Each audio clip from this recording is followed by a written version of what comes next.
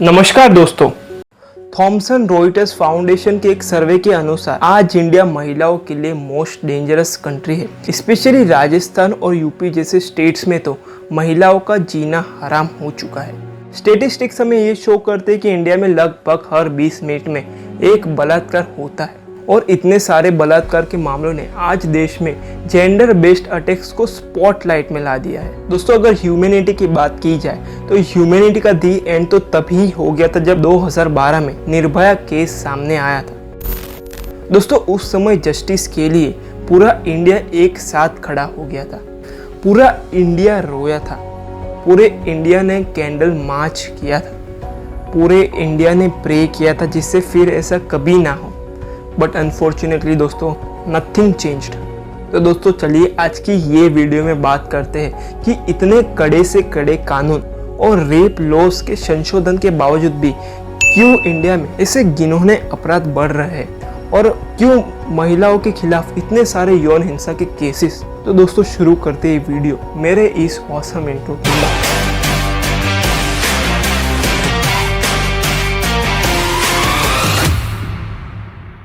जनवरी 2018 में पुणे के पास तलवड़े गांव में एक अज्ञात व्यक्ति ने 80 वर्षीय महिला का उसी के घर में घुस के उसका बलात्कार किया था। दोस्तों, उसी महीने जम्मू कश्मीर के रसाना गांव के पास एक 8 साल की बच्ची की डिस्ट्रॉयड बॉडी जंगल में मिली थी। दोस्तों, पोस्टमार्टम में ये पता चला था कि उस बच्ची का गैंग रेप करके उसे बेरहमी से मारा गया था। बेरली 2 महीने बाद दिल्ली में 28 साल के एक शख्स को अपनी 8 महीने की कजिन सिस्टर के बलात्कार के जुल्म में गिरफ्तार किया गया था। तो जैसे ही वो ड्यूटी से वापस आई तो उन्होंने देखा कि बेड पे पूरे पे ब्लड फैला हुआ था और बच्चे की निक्कर वो बिल्कुल ब्लड से सनी हुई थी। दोस्तों, बताते हुए बहुत दुख हो रहा है कि उस बच्ची की हालत बहुत ज़्यादा क्रिटिकल थी। दोस्तों, देश के अलग अलग कोनों से आए दिन अखबारों में रेप की ऐसी खबरें छपती रहती है। दोस्तों, बलात्कार की इस महामारी से न तो कोई शिशु सुरक्षित है और न ही कोई 80 साल की महिला। एनसीआरबी की रिपोर्ट्स के अनुसार 2016 में 38,947 रेप केसेस दर्ज हुए, which is a very huge amount for such crimes. और ये तो सिर्फ दर्ज हुए केसेस है, इसके अलावा ऐसे कई केसेस है जो शायद कभी दर्ज ही नहीं हुए। फिर भी चलो अगर ये नंबर कंसीडर करें तो इसका मतलब निकलता है कि हर घंटे लगभग 4 महिलाओं का रेप किया जाता है। और hypothetically 1 woman raped by the time you finish watching this video. अगर हम सेक्सुअल क्राइम्स जैसे कि अटेम्प्ट टू रेप या फिर assault to woman with intent to outrage her modesty या फिर इंसल्ट टू मॉडेस्टी को कंसिडर करें तो the number of woman facing some form of sexual violence every hour could be even higher. पर दोस्तों, ये रियलिटी से मुंह नहीं मोड़ा जा सकता कि हमारे यहाँ के लोग सेक्सुअल वायलेंस जैसे क्राइम्स की रिपोर्ट लिखवाने से डरते हैं, क्योंकि हमारे यहाँ के लोग ये थॉट्स रखते हैं कि हमारे घर की इज्जत पर आंच लग जाएगी या फिर हमें सबके सामने अपना सर झुका के चलना पड़ेगा। और इसी बेतुके थॉट्स के कारण कुछ जंगली लोग ऐसे घिनौने क्राइम्स करने से जरा भी नहीं हिचकिचाते। कई लोग ये आर्ग्यू करते हैं कि रेप एक डेवलपमेंट प्रॉब्लम है और ये इंटरवेंशन से सॉल्व हो सकती है। निर्भया केस के 2 साल बाद ही बुडायू में 2 टीनेज गर्ल्स के बलात्कार के मामले में, दोस्तों जिसे नहीं पता उसे बता दूं कि बुडायू केस में 27 मई 2014 की शाम को 2 लड़कियां खुले में शौच करने के लिए खेत में गई थी और दोनों ही वापस नहीं लौटी। अगली सुबह वो दोनों पेड़ पर रस्सी से टंगी हुई मिली।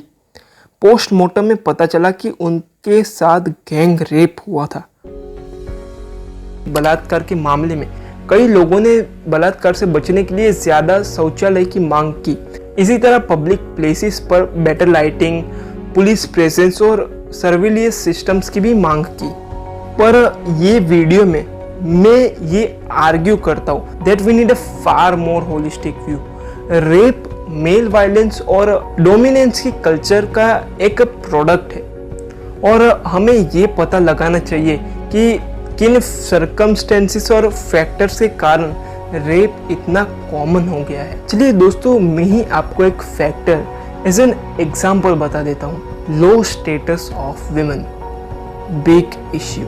दोस्तों, इंडिया में मोस्ट ऑफ फैमिलीज में बेटियों को घर का बोझ माना जाता है और समाज में तो इन्हें निचला दर्जा दिया जाता है और बेटों को काफ़ी इज्जत, जिससे कुछ आदमियों को लगता है कि वे डोमिनेंट है और अपनी डोमिनेंसी शो करने के लिए वो रेप्स या सेक्सुअल वायलेंस जैसे क्राइम्स अटेम्प्ट करते हैं। दोस्तों, ये तो मैंने सिर्फ एक फैक्टर बताया है, ऐसे कई ज़्यादा फैक्टर्स है जिसके कारण आज इंडिया की ये हालत है। अपार्ट फ्रॉम दिस, मीडिया और पब्लिक स्टेटमेंट्स भी रेप केसेस के बढ़ने का एक कारण है। मीडिया हेडलाइंस का पूरा फोकस उस वुमन पर होता है जिसके साथ बलात्कार हुआ है, ना कि उस पुरुष पर जिसने बलात्कार किया है। For example, main gang rape woman, उसके बजाय हेडलाइंस में होता है वुमन गैंग रेप्ड।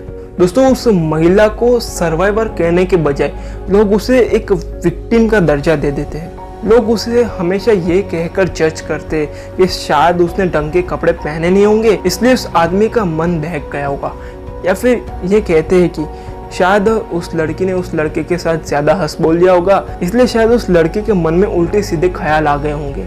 यहाँ तक कि उस लड़की के अपने समाज वाले लोग भी उसे ही ब्लेम करते जिसके पास अब शायद 0% टॉलरेंस पावर बची हो। दोस्तों, लास्ट में बस मैं इतना ही कहना चाहूँगा कि उंगलियां हमेशा लड़कियों पर ही उठती है। जिस दिन से लड़कों पर उठने लगेगी उस दिन से शायद कोई इंसान ऐसा घिनौना क्राइम करने के बारे में 1000 बार सोचेगा।